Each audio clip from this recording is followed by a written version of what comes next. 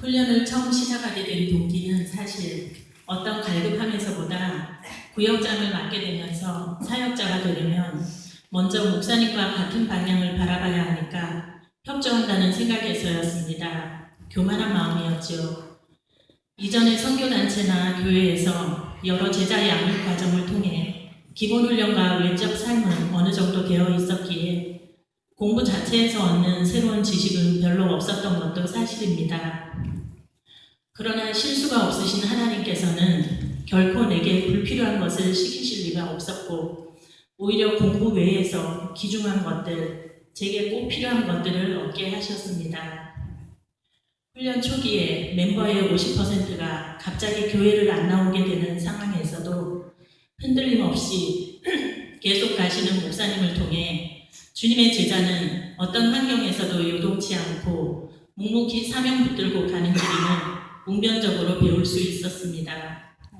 또한 함께 공부한 동지 이도현 집사님을 통해서는 이런 공부가 처음이지만 바쁘고 힘든 상황에서도 남들 어렵다고 하는 이 훈련을 끝까지 최선 다해 임하시는 모습을 통해서 성실한 주의 백성, 순수한 갈망을 가진 자에게 은혜와 기쁨을 부어주심을 보며 함께 기뻐할 수 있었습니다. 저는 참 말과 마음이 앞서지 행동은 느리고 게으른 편인데 이런 분들을 통해 제자의 충성된 모습을 배우게 하시니 감사합니다. 앞으로는 시간 약속 하나 제대로 지키지 못하는 제 버릇을 고치고 약속 시간 10분 전에 가는 것을 목표로 삼아 보겠습니다. 또한 가장 큰 유익은 지금 이 시간도 가정 문제 속에서 속 시원한 해결은 되지 않았지만 고난 속에서도 주님과 동행하는 것이 어떤 것인지 또 고난이 왜 축복인지를 배우게 되었습니다. 사실 어릴 때야 축복받고 형통하기 위해 주님을 믿었지만 알고 보니 제자란 고난의 길로 부름받았다는 사실. 그러나 고난과 함께 가도 예수님 때문에 행복해질 수 있는 비결. 그래서 마침내 예수님 한 분만으로 충분한 그 삶의 비결을 맛보아가면서 누리는 기쁨은 얼마나 크고 놀라운지 참으로 세상이 어찌하지 못하는 그 기쁨과 평안의 한 자락을 누리게 된 것이 가장 큰 유익이라 하겠습니다. 이제는 제게 오는 고난을 이상히 여기지 않고 당연시하며 오히려 겉으로 평안하고 아무 일 없는 것을 주님의 경고로 받으며 기도해야겠다는 마음이 듭니다.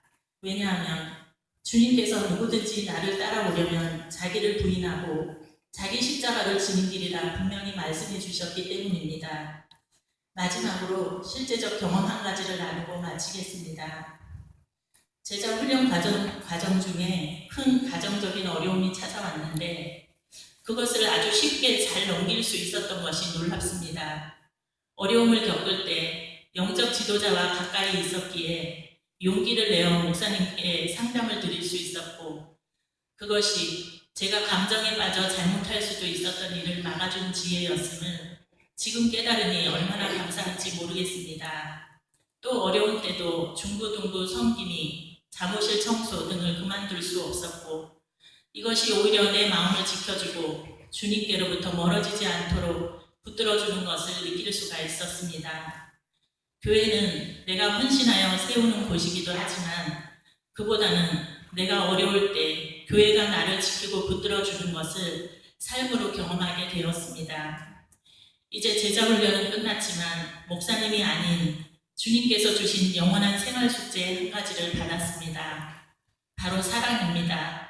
봉사도 헌신도 좋지만 이 모든 일을 마음 다해 뜨거운 사랑으로 하지 않으면 아무것도 아니라시는 것 같습니다.